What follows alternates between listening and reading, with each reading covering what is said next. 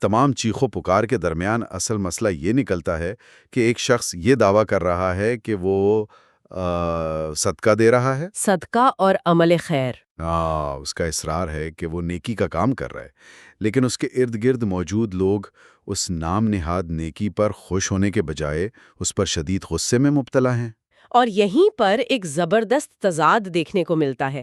عام طور پر جب کوئی معاشرے میں نیکی کا کام کرتا ہے تو کیا ہوتا ہے؟ اسے سراہا جاتا ہے، بالکل، اس کی حوصلہ افزائی کی جاتی ہے۔ لیکن یہاں ایک طرف نیکی کرنے کا دعویٰ کیا جا رہا ہے اور دوسری طرف اسے روکنے کے لیے سخت احکامات مل رہی ہیں۔ پس منظر سے آوازیں آ رہی کہ اٹھو اٹھو، گاڑی میں بیٹھو۔ جی، ارکب ارکب شنو کی آوازیں واضح ہیں۔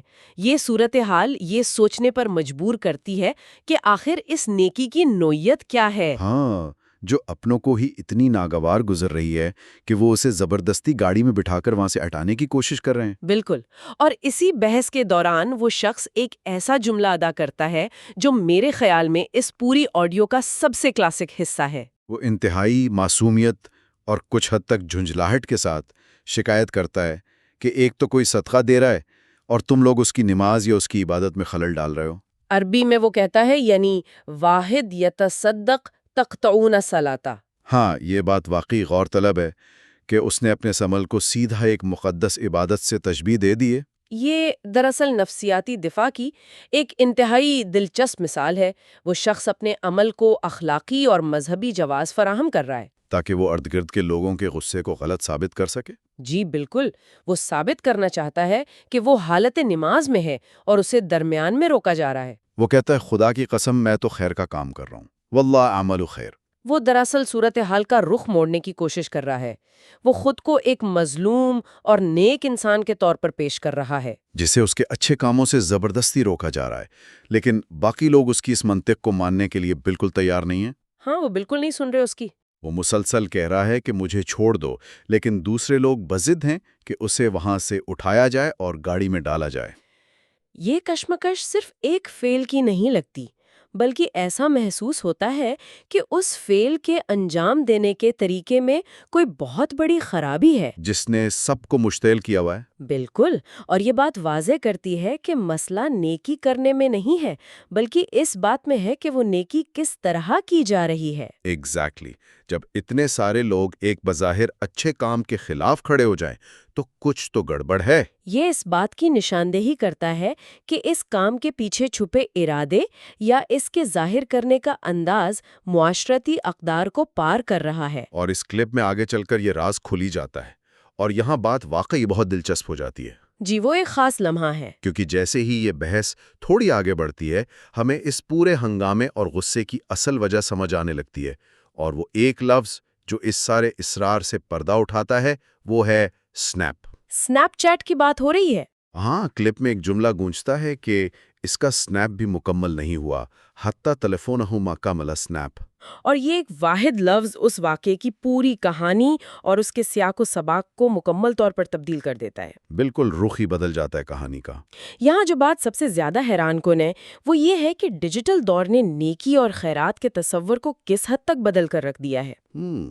وہ جملہ واضح کرتا ہے کہ یہ شخص کوئی خاموشی سے کی جانے والی نیکی یا چھپ کر دیا جانے والا صدقہ نہیں دے رہا تھا۔ بالکل نہیں، بلکہ وہ اس پورے عمل کی باقاعدہ براڈ کاسٹنگ کر رہا تھا۔ وہ اپنے اس نام نہاد عمل خیر کو سنیپ چیٹ کے ذریعے دنیا کو دکھانا چاہتا تھا۔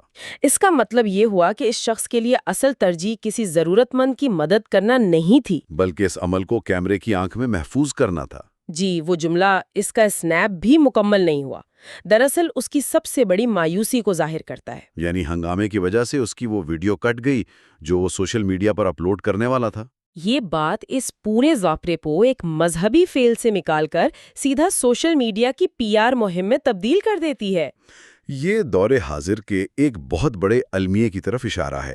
سوشل میڈیا کی یہ نمائش ہی اس ہنگامے کی اصل بنیاد نکلی۔ گھر والے یا دوست اس بات پر ہرگز ناراض نہیں ہیں کہ وہ کسی کی مدد کر رہا ہے۔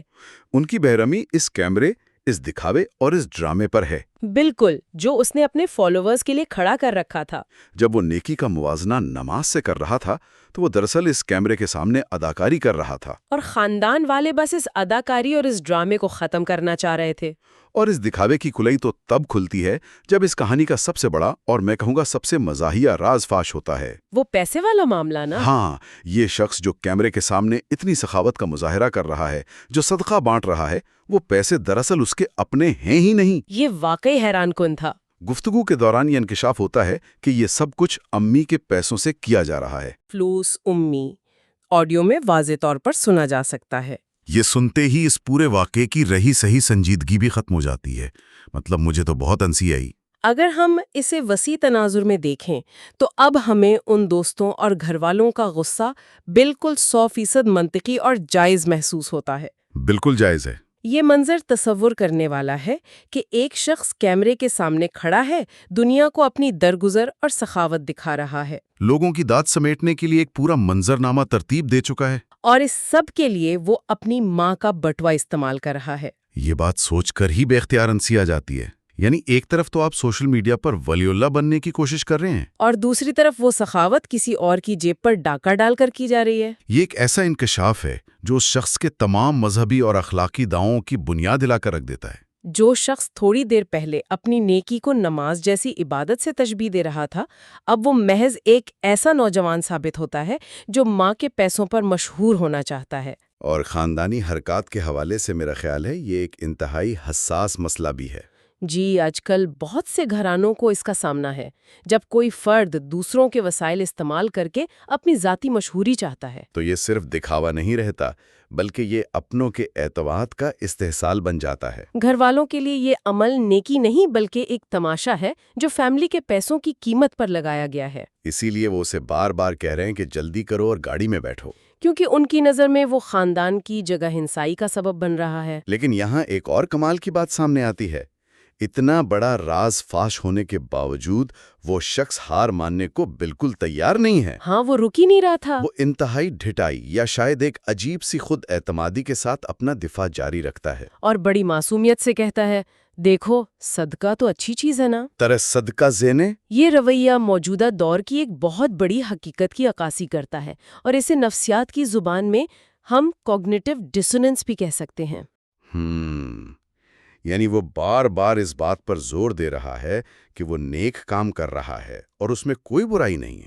اس کا یہ ماننا ہے کہ چونکہ وہ عمل بظاہر صدقہ کہلاتا ہے، اس لیے اس سے کوئی فرق نہیں پڑتا کہ پیسے کس کے ہیں۔ یا وہ کیمرے کے سامنے دکھاوا کر رہا ہے۔ بالکل، اس نے اپنے ذہن میں اس چیز کو اس حد تک درست مان لیا ہے کہ وہ خاندانی پیسوں کے ضیاع کو نیکی کے غلاف میں لپیٹ رہا ہے۔ یہ بات واقعی حیران کن ہے کہ انسان کا ذہن کیسے کام کرتا ہے۔